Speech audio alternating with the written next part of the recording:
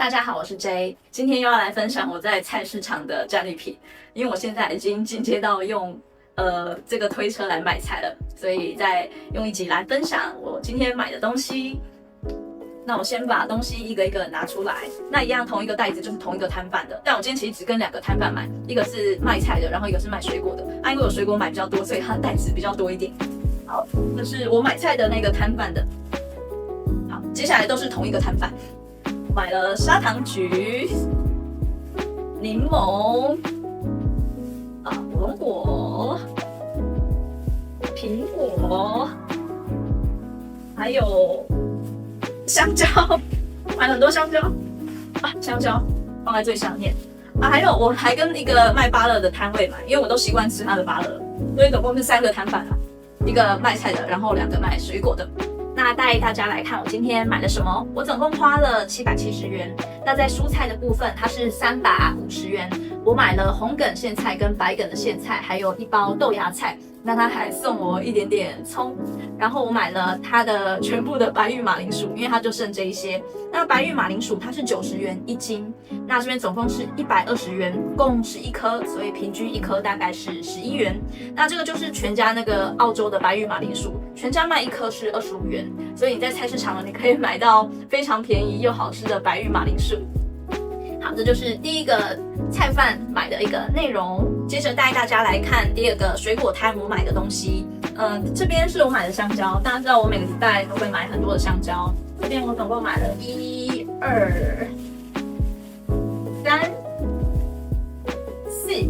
好，这边有4串的香蕉，我还没有算总共有几根，不过它就是台中香蕉1斤19元，这边总共是100元。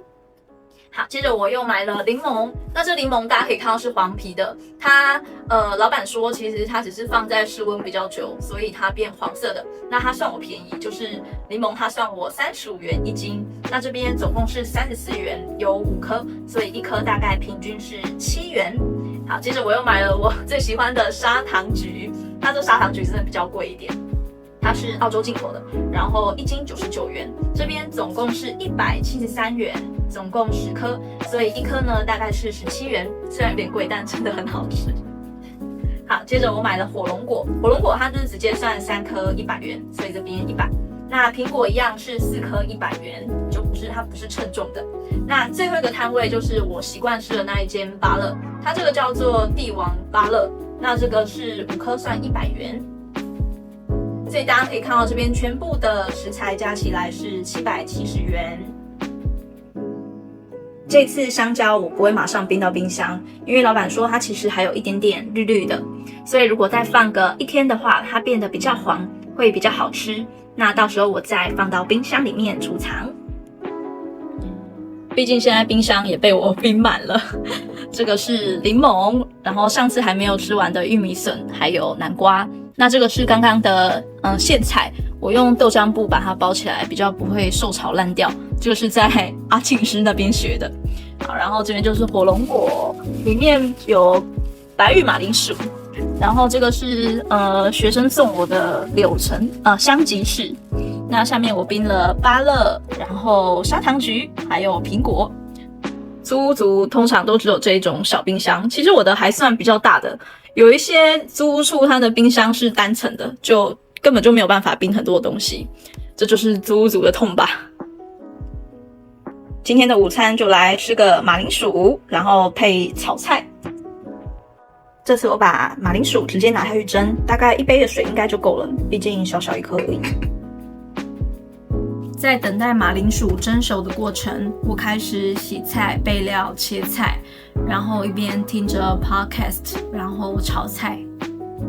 我觉得有空间可以自己煮饭真的是很幸福。以前大学的时候，我都要把黑金炉放在柜子上，每次要煮的时候就要从上面搬下来，然后插电，就搬来搬去，真的很麻烦。因为那只是一个很小，大概3-4坪的套房而已。现在出社会之后，虽然没有独立的厨房，但是有一个流理台已经让我心存感恩了。不过还是希望以后有独立的厨房。完成。这是今天这一盘午餐，白玉马铃薯，看起来真的太美味了。感觉很烫。哇，这个加一点胡椒应该就很好吃了。撒太多。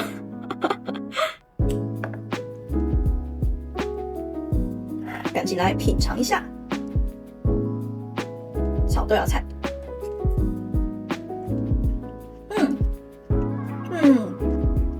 好清脆啊！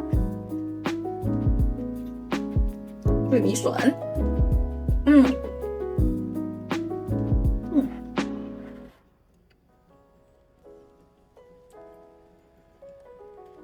接着吃吃看这个白玉马铃薯，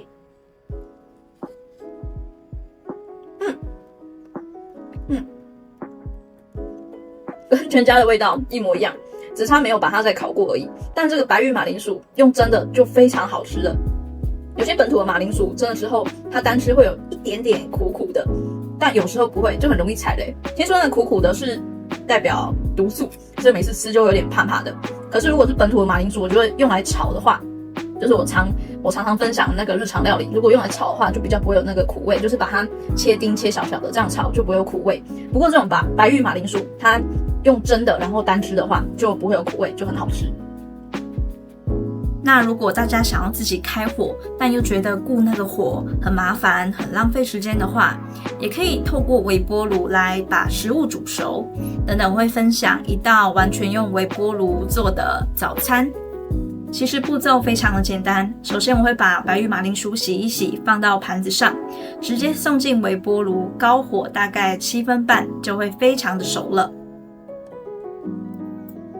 接着叶菜类我会洗一洗，然后放到这种可微波的保鲜盒里面。那记得大家可以加一点点水，才不会最后变得太干燥。直接放进微波炉，大概高火2分半到3分之间。那玉米笋我通常也是用3分钟。